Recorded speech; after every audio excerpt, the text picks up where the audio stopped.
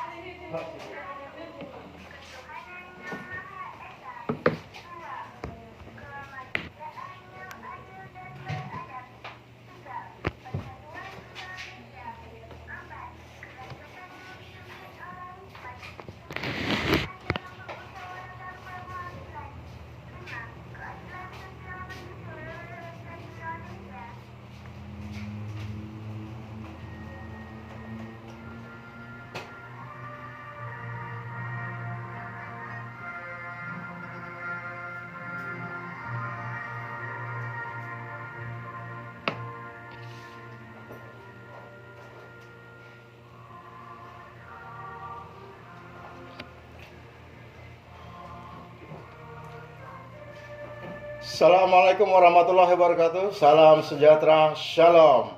Bertemu lagi dengan saya, pembawa acara Bung Yandi di Radio Monika Surya, Barito Timur. Hari ini program utama kita adalah program Jaksa Menyapa, di mana kita mendapat kunjungan beliau-beliau dari Kejaksaan Negeri Tamiang Layang yang ingin menyapa masyarakat Barito Timur dalam program Jaksa Menyapa. Baik, kita mulai langsung acara kita dalam program Jaksa Menyapa di Radio Monika Surya Barito FM di 91,3 FM. Radio Monika Surya Barito Timur. Sudah hadir di tengah kita Bapak Angga Saputra, Sarjana Hukum. Beliau adalah sebagai Kasih Intelijen Kejaksaan Negeri Tamiang Layang. Selamat siang, Pak. Selamat siang, Pak Yandi. Sehat, kabar baik? Alhamdulillah sehat. Bertemu lagi dalam program Jaksa Menyapa yang secara rutin disampaikan ke masyarakat Barito Timur ya. Siap. Kemudian hadir juga Bapak Dr. Dodi Herianto, Jabatan Kasih Pidana Umum, Pidana Umum Kejaksaan Negeri Tamiang Layang. Selamat siang Pak Dodi. Panggilannya Pak Dodi ya sehari-hari ya? Ya benar Pak. Selamat siang Pak Yandi. Salam sehat. Oke. Sehat Pak? Alhamdulillah. Alhamdulillah sehat. Puji Tuhan Pak. Program Jaksa Menyapa tahun ini di Kejaksaan Negeri membawa judul bagaimana mengenal kejaksaan dalam penegakan hukum pidana dan restoratif justice. Sekali lagi, mengenal kejaksaan dalam penegakan hukum pidana dan restoratif justice. Sepertinya kita minta kepada beliau-beliau untuk pertama kali menjelaskan apa yang dimaksud dengan mengenal kejaksaan dalam penegakan hukum pidana dan restoratif justice, dan apa yang menjadi landasan hukumnya. Apakah ini ada ketentuan baru atau undang-undang baru sehingga ada istilah restoratif justice? Apakah ini sudah lama atau memang ini istilah relatif baru? Siapa dulu yang bicara? Ya, mungkin saya dulu. Oke, Pak Angga dulu yang bicara ya.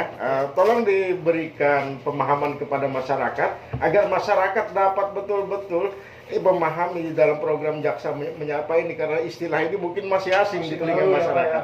Silakan Pak Angga. Oke, terima kasih Pak Yandi. Assalamualaikum warahmatullahi wabarakatuh. Selamat siang para pendengar Radio Suara PT Surya Monika 91,3 FM di Tamiang Layang. Pertama-tama perkenalkan kami dari Kejaksaan Negeri Barito Timur. Jadi nanti Pak Yandi harusnya ngomong Kejaksaan Negeri Barito Timur, bukan lagi Kejaksaan Negeri Tamiang Layang. Bukan lagi ya, Kejaksaan Negeri Barito Timur ya. Nomenklaturnya sudah berubah.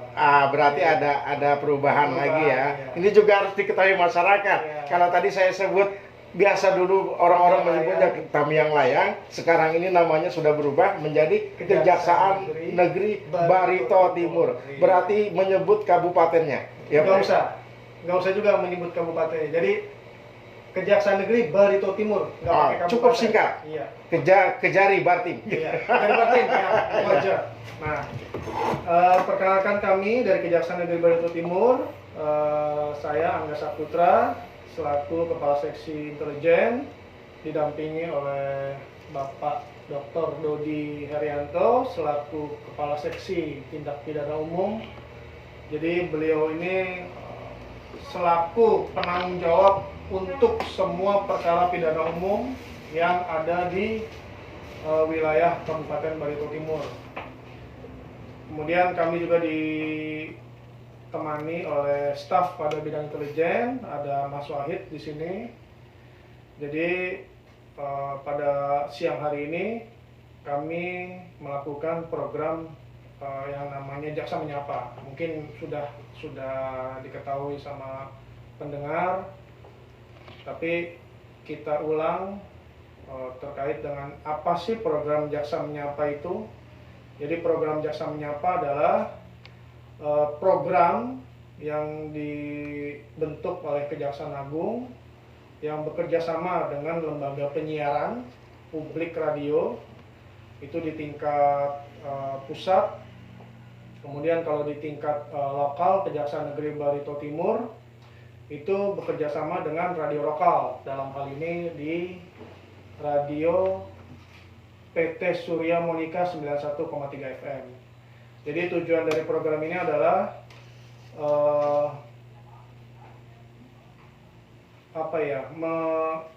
tidak ada jarak lah antara masyarakat dengan kejaksaan. Jadi di mana kejaksaan memberikan edukasi kepada masyarakat serta semua elemen yang ada di Kabupaten Bartim. Jarak yang dimaksud adalah bukan hanya secara fisik, melainkan juga dari aspek komunikasi, artinya masyarakat bisa mengatakan langsung, melihat langsung secara langsung kinerja kejaksaan melalui program ini. Jadi dalam hal ini kami ingin memberikan penerangan atau pencerahan di bidang hukum terkait dengan keadilan restoratif, justice, yaitu penyelesaian perkara tindak pidana yang melibatkan pelaku, korban, keluarga pelaku atau keluarga korban dan pihak lain yang terkait untuk bersama-sama mencari penyelesaian yang adil dengan menekankan pemulihan kembali pada keadaan semula dan bukan pembalasan. Kemudian juga penghentian penuntutan berdasarkan keadilan restoratif ini dilaksanakan dengan ajas keadilan, kepentingan umum, proporsional, sebagai substansi, cepat, sederhana, dan biaya murah. Jadi itulah tujuan utama kami, ingin menjelaskan apa sih terkait dengan keadilan restoratif justice itu. Baik, jadi pertama yang bisa kami tarik dari keterangan Pak Angga tadi adalah bahwa ini adalah program Jaksa Menyapa, di mana ingin melepaskan batasan atau jarak antara kejaksaan dengan masyarakat, bukan hanya sekedar menyapanya melalui temu langsung, tapi juga melalui media-media yang ada di Barito Timur, termasuk Surya Barito Timur, Betul. Radio Monika Surya Barito Timur. Betul. Kemudian yang ingin disampaikan adalah terkait dengan istilah restoratif, ya kan? Istilah ini harus diketahui masyarakat, sebenarnya adalah sebuah istilah di mana program ini melakukan penyelesaian tindak pidana, lebih menekankan pada pemulihan kembali pada keadaan semula. Artinya jangan ada istilah seperti jaksa zaman dulu terlihat sangat angker, terlihat sangat masyarakat agak takut-takut, was-was bila berhadapan dengan petugas hukum, jaksa gitu kan. Apalagi termasuk sekarang ini aparat-aparat pemerintah desa sepertinya sudah dengan pendekatan restoratif justice, saya mencoba menarik sebuah kesimpulan bahwa jaksa ingin melakukan penyelesaian cara-cara tindak pidana di luar pidana. Apakah memang demikian yang dimaksud dengan restoratif justice ini, Pak? Ya, jadi nanti kami akan menjelaskan terkait apa sih ajas restoratif justice itu, dasar hukumnya apa, terus juga syarat-syaratnya apa aja, terus perkara-perkara tindak pidana umum yang dapat kita lakukan penghentian penuntutannya, perkara apa saja nanti kita jelaskan di situ. Oke. Kalau begitu kita ke Pak Dodi dulu nih. Ya. Pak Dodi, ini bicara syarat nih. Pak Angga nih. Kemudian apa saja yang harus terpenuhi jika melaksanakan program restoratif justice ini? Bisa nggak Pak Dodi kira-kira sekilas memberikan gambaran apa sih restoratif justice dan apa syarat-syaratnya? Baik, terima kasih Pak Yandi ya. Assalamualaikum warahmatullahi wabarakatuh. Salam sejahtera kita semua. Om Swastiastu, Namo Buddhaya, salam kebajikan. Terima kasih Pak Yandi. Tadi apa yang ditanyakan oleh Pak Yandi, apa syarat mengenai atau yang bisa dilaksanakan RJ gitu Pak ya, penghentian tuntutan secara berkeadilan restoratif. Nah, perlu kami beritahu kepada masyarakat bahwa RJ ini atau biasa memang dikenal dengan nama RJ Pak ya, Ya. Restoratif Justice. Tapi dengan bahasa hukumnya adalah penghentian penuntutan berkeadilan restoratif. Nah, kita belum sampai ke asasnya seperti yang dibilang Pak Angga tadi. Ya, saya nggak ingin jawab apa yang ditanya oleh Pak Yandi. Kita ingin jelaskan di sini bahwa penghentian penuntutan atau secara berkeadilan restoratif itu adalah hanya terkait dalam perkara tindak pidana umum begitu. Nah, apa tindak pidana umum itu? Nah, seperti yang diatur oleh dalam kitab undang-undang hukum pidana, salah satunya ya. Beda dengan perkara tipikor, beda. Nah, kalau tipikor di kita itu termasuk dalam tindak pidana khusus.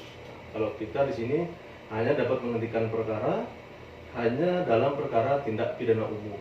Apa perkara tindak umum? Contohnya di sini salah satu yang bisa kita hentikan itu syaratnya adalah yang pertama, seorang tersangka bukan merupakan seorang residif. Residif itu dalam arti orang yang pernah mengulangi tindak pidana, begitu ya. Salah satu syaratnya. Kemudian yang kedua adalah ancaman minimalnya tidak melebihi dari 5 tahun, begitu. Dan kemudian kerugian yang dialami oleh korban itu tidak melebihi dari Rp2.500.000. Nah, tapi di sini dengan kebijakan pimpinan ada alternatif, bisa salah satu terpenuhi, misalkan bisa di atas dari 2.500.000 asalkan bukan merupakan seseorang tersangka ini bukan merupakan residif. Nah, bisa juga ancamannya melebihi dari 5 tahun tapi kerugiannya di bawah 2,5 gitu, Rp2.500.000. Nah, contoh perkara yang bisa dihentikan pencurian biasa, nah begitu. Terus kemudian pencemaran nama baik atau bisa juga dalam kasus penggelapan seperti itu.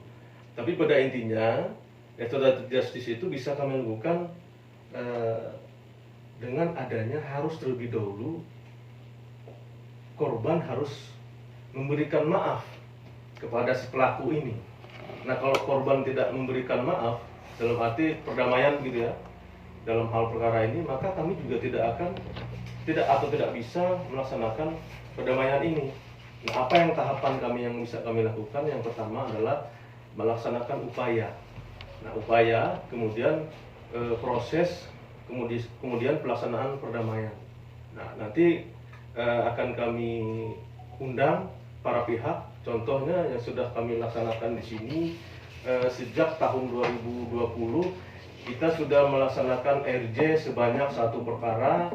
Kemudian 2021 kita sudah melaksanakan 2 perkara. Kemudian di tahun 2022 kita ajukan perkaranya 9 perkara. Namun yang diterima hanya yang berhasil kita hentikan perkaranya 6 perkara. Kemudian di tahun 2023 ini kami sudah mengajukan 3 perkara, 4 perkara. Yang kedua telah disetujui atau disepakati oleh Jampidum melalui Kejaksaan Tinggi.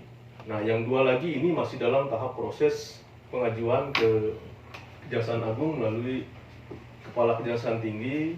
Nah, bagaimana prosesnya? Nah, setelah kita laksanakan upaya, kemudian kemudian pelaksanaannya ternyata pada saat kita lakukan proses ini ternyata disepakati oleh para pihak dengan cara berdamai. Nah, nanti kita ajukan ke Kejaksaan Tinggi, ke Jaksa Agung Muda Pidana Umum. Nah, nanti kita akan melakukan ekspos di situ, ekspos internal namanya. Nah, karena itu kita akan sampaikan bahwa kasus posisinya seperti ini. Nah, kemudian kalau memang sudah disepakati atau disetujui untuk dihentikan perkara secara berkeadilan administratif, maka perkara baru bisa kami mengeluarkan yang namanya SKP 2.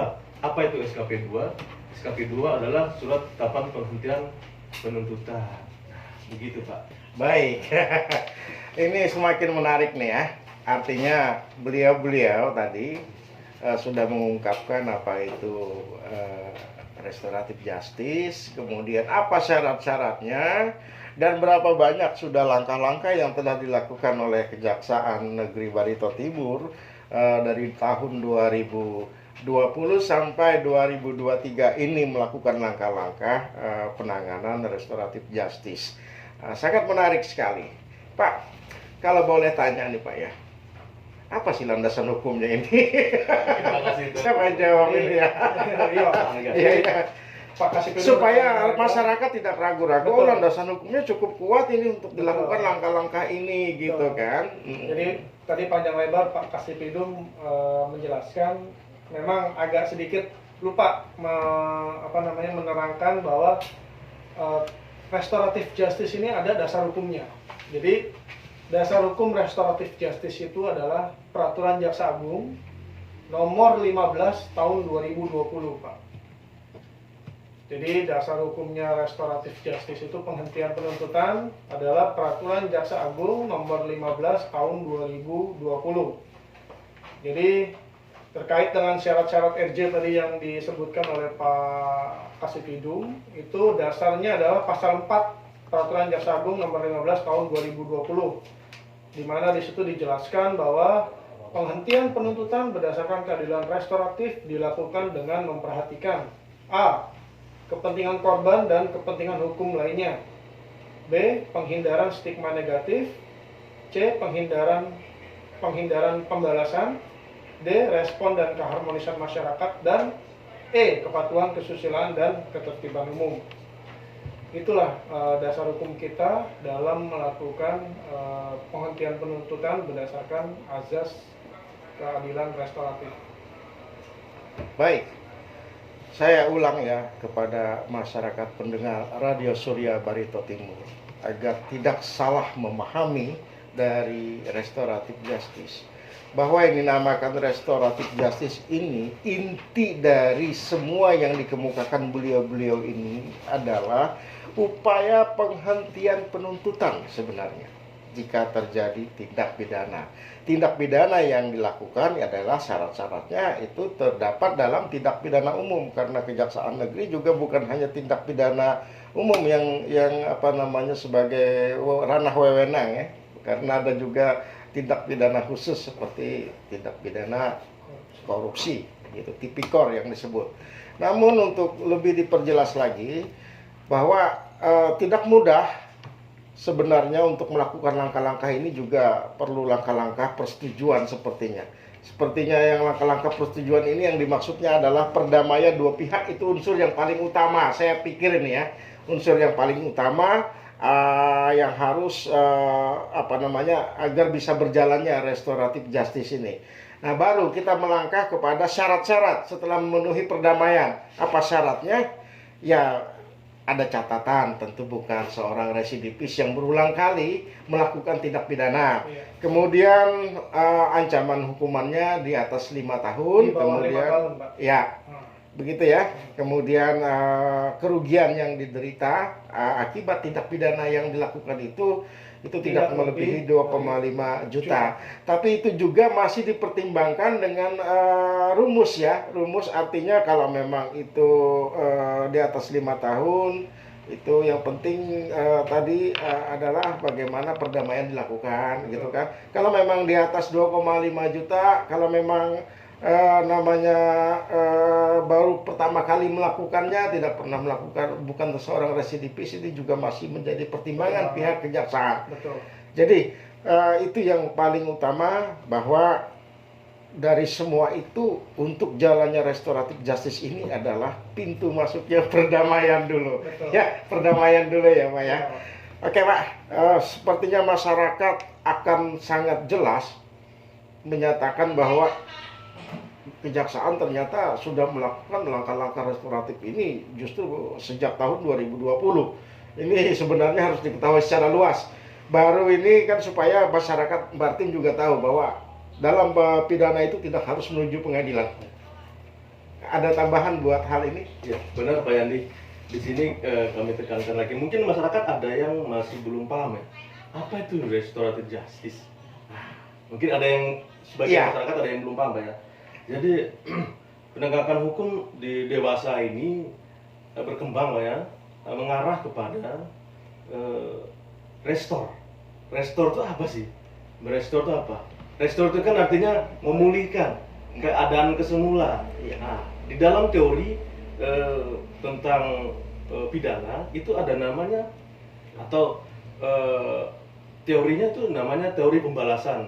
Apa sih gunanya pidana tuh? Orang mempidanakan orang tuh apa? Nah, pastinya membalas kan, gitu tadi. Nah, dengan adanya apa namanya semacam terobosan ya begitu ya, terobosan dari pimpinan kami, kemudian di dalam undang-undang kejaksaan yang baru juga ada disebutkan itu di situ tentang mediasi penal. Nah, ini salah satu juga proses tentang upaya yang kami katakan tadi, upaya tentang kemudian proses kemudian pelaksanaan itu juga merupakan sebuah mediasi penal Pak, mediasi begitu. Mediasi ya. Lingkup itu kenapa disebut mediasi? Karena kita sudah mengundang berbagai pihak Pak, bukan hanya tersangka, antara tersangka dan korban. Nah, itu di prosesnya ada pendamping. Nah, pendamping ini siapa? Keluarganya si korban, keluarganya tersangka. Nah, kami juga mengundang tokoh masyarakat. Semua ya, semua Tokoh, ya, pihak tokoh yang terkait. Semua terkait yang terkait kita undang Pak. Nah, bagi masyarakat kami sudah terbuka.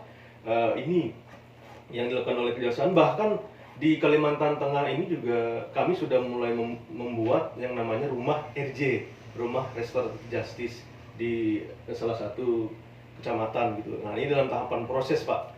Rumah restoratif justice, restoratif untuk justice. lebih mudahnya rumah RJ gitu ya. Rumah RJ, nah begitu Pak, benar, begitu Pak. Silakan Pak Yadi. Oke, kita sudah mulai di penghujung acara. Apa masih ada yang ingin disampaikan? Karena pertanyaan yang sudah kita sampaikan, saya pikir masyarakat sudah mengerti, sangat paham apa sih restoratif justice, iya kan? Kira-kira apa yang ingin lagi yang disampaikan kepada masyarakat?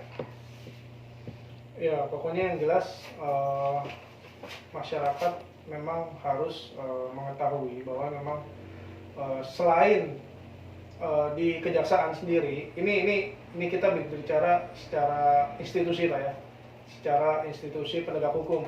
Jadi ada di sini kan ada kepolisian, ada kejaksaan, dengan ada pengadilan. Iya. Jadi secara bertahap 3 instansi ini memang sudah ada dasar hukumnya masing-masing terkait dengan RJ.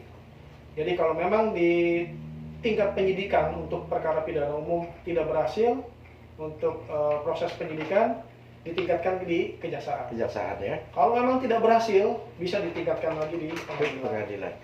Berarti masing-masing tingkatan RJ ini memang sudah diterapkan ya Pak ya. Baik itu di tingkat penyidikan, di kepolisian, di tingkat penyidikan, di kejaksaan, bahkan di tingkat pengadilan negeri. Ya. Dengan dasar hukumnya masing-masing. Dengan dasar hukumnya masing-masing. Ada lagi yang ditambahkan Pak Dodi? Mungkin ada tahapan tanya jawab, mungkin enggak ada ya. Oke. Pertanyaan dari para pendengar. Silakan. Oke, dipersilahkan kepada masyarakat pendengar jika ada yang ingin bertanya secara langsung kepada narasumber kita. Ada Pak Dodi ya, ada Pak Angga. Keduanya adalah narasumber dari Kejaksaan Negeri Barito Timur. Kami persilahkan dan ditunggu di 0821 5304 8572. Pak, kita sambil ngobrol nih, Iya. Pak. Ini sebenarnya juga termasuk dalam asas penghematan anggaran ya, Pak ya?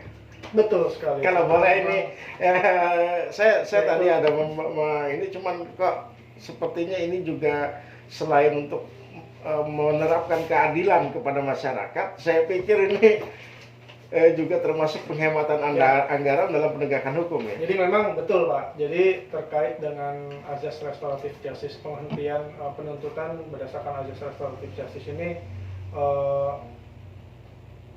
ada tiga ibarat kata ada tiga yang dapat di tiga asas. Jadi asas cepat, sederhana, dan biaya ringan. Biaya ringan ya. Nah, itulah. Jadi RJ ini masuk di biaya ringan. Jadi kalau misalkan hanya perkara-perkara yang kerugiannya 2,5 juta kita naikkan, atau enggak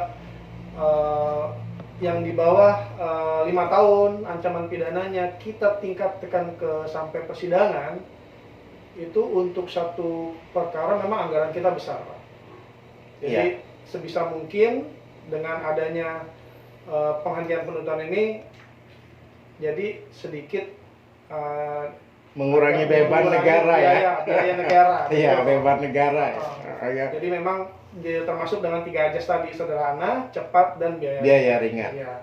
Oke, dipersilakan kepada para penelpon jika ingin menelpon ke 0821 5304 8572, kami tunggu ya. Saya juga perlu sampaikan bahwa masyarakat jangan terlalu ini lagi jika berhadapan dengan pihak kejaksaan atau dengan para jaksa-jaksa, karena beliau ini ternyata sudah memiliki program yang jauh diterapkan bagaimana bisa menyapa masyarakat, tidak membatasi jarak, kemudian melakukan pelayanan terbaik. Dan saya pernah mendengar bahwa Kejaksaan Negeri kita di Barito Timur ini termasuk salah satu kejaksaan yang pelayanan publiknya cukup baik gitu ya Pak ya. Alhamdulillah kami sudah memperoleh predikat WBK Pak tahun 2020, wilayah bebas korupsi gitu. Wilayah bebas korupsi ya. Artinya begini, kalau WTP itu wajar tanpa pengecualian. Ini meningkat ke WBK Pak ya. Nah, ini baru dikatakan meningkat ya, menjadi wilayah bebas korupsi. Jadi kalau sebenarnya dari awalnya itu mungkin wilayah wajar tanpa pengecualian itu sudah menjadi WBK. Betul. Berarti kinerja kejaksaan kita itu adalah sangat meningkat sekali ya, menjadi bebas wilayah bebas korupsi. Jadi memang di Kalimantan Tengah ini dari 14 kejaksaan negeri plus 1 cabang, hanya 2 yang memperoleh predikat WBK Pak di tahun 2020. Kejaksaan Negeri Barito Timur dan Kejaksaan Negeri Pulang Pisau. Oke, berarti hanya 2 ya. Iya. Berarti kita harus acung jempol ya dengan program yang sudah dilaksanakan Kejaksaan Negeri Barito Timur, agar masyarakat juga mengetahui, karena masyarakat saat ini kebanyakan hanya tahu tentang WTP. Sebenarnya bukan hanya WTP, dari WTP itu mungkin akan meningkat ke yang namanya wilayah bebas korupsi.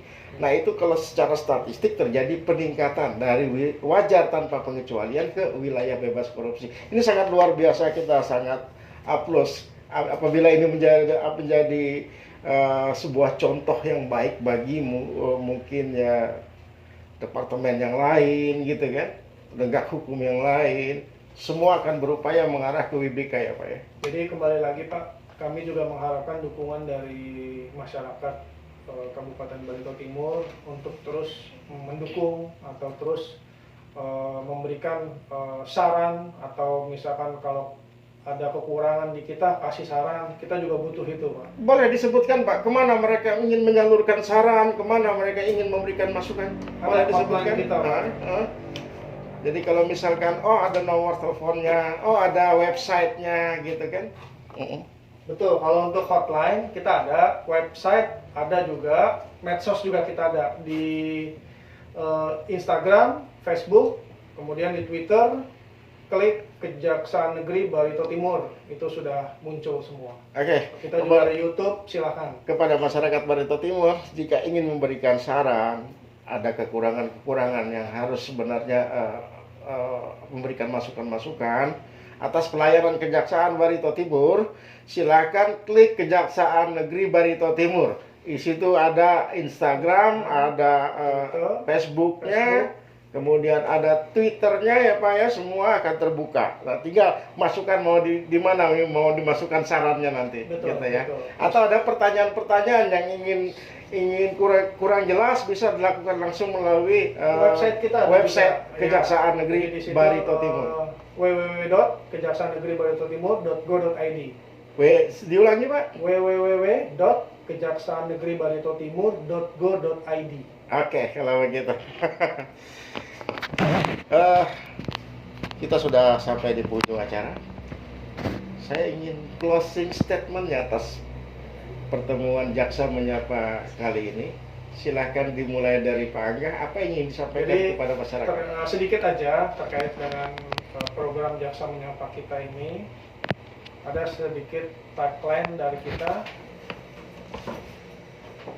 1, 2, 3. Kenali hukum, jauhkan hukuman. Boleh diulang? Kenali hukum, jauhkan hukuman. Kenali hukum, jauhkan hukuman. Oke, silakan closing statement dari Pak Angga, Pak Dodi. Sama di situ. Sama ya, kenali hukum, jauhkan hukuman. Cukup Sudah singkat. menyangkut semua itu Pak. Iya. Oke, baik pemirsa pendengar Radio Monika Surya Barito Timur, kita sudah di penghujung acara dalam program Jaksa Menyapa. Saya akan closing statement dan ingin mengatakan kembali bahwa program ini adalah program yang mengangkat judul tentang restoratif justice. Kemudian apabila masyarakat ingin bertanya lebih lanjut, dapat menghubungi, tinggal klik www.com Kejaksaan Negeri Barito Timur. Akan terbuka baik itu melalui Facebook, baik itu melalui Instagram maupun Twitter. Saya ingin menyampaikan bahwa program restoratif justice ini adalah sebuah program bagaimana berupaya agar penghentian penuntutan itu dapat dihentikan. Program ini tentunya sangat baik dan akan disambut baik karena program ini sangat bertujuan untuk melaksanakan yang namanya asas keadilan, di mana syarat-syarat yang harus dipenuhi tentunya bukan berkali-kali harus melakukan tindak pidana. Tentunya ini sangat berat nantinya. Kemudian masyarakat juga harus tahu bahwa ancaman hukuman yang diterapkan itu tidak di atas 5 tahun. Kemudian kerugian yang memang diderita itu tidak lebih 2,5 juta. Tapi inti dari semua ini, apakah salah satu unsur ini terpenuhi atau tidak, atau bagaimana nanti, apakah saya di atas 5 tahun ancaman hukumannya bisa mengambil program restoratif justice. Anda dapat bertanya langsung kepada pihak Kejaksaan Negeri, dan pihak Kejaksaan membuka pintu seluas-luasnya kepada masyarakat yang ingin bertanya. Kemudian dalam akhir acara ini saya sudah sampaikan tadi bahwa RG ini sudah dilaksanakan sejak tahun 2020, di mana di dalam tahun 2020 itu ada satu kasus yang melalui penyelesaiannya melalui program restoratif ini. Kemudian di tahun 2021 ada 2 kasus. Kemudian penyelesaian di 2022 ada 6 kasus, dan di tahun 2023 ini rencananya ada 4, dan sudah 2 kasus diselesaikan secara baik. Mudah-mudahan 2 kasusnya menunggu ini kedepannya dapat diselesaikan secara baik. Demikian kepada para pemirsa, itu tadi disampaikan bahwa program restoratif justice ini adalah untuk membantu masyarakat dan semua pihak terkait mengembalikan kepada pemulihan, di mana dapat kembali kepada keadaan yang semula, seakan-akan tidak terjadi atau tidak pernah terjadi tindak pidana. Artinya ini adalah sebuah program perdamaian, di mana nanti semua jangan trauma kalau menghadapi kejaksaan selalu pakai biaya, selalu enggak. Jadi semua ini akan dibantu oleh pihak kejaksaan, sedapat mungkin dilakukan perdamaian. Yang penting adalah memenuhi syarat-syarat yang sudah ditentukan. Demikian pemirsa Radio Monika Surya Barito Timur. Assalamualaikum warahmatullahi wabarakatuh. Salam sejahtera. Shalom. Adil Katalino Bacuramin Kasaruga. Basengat Kajubata. Arus, arus, arus. Musik. Musik.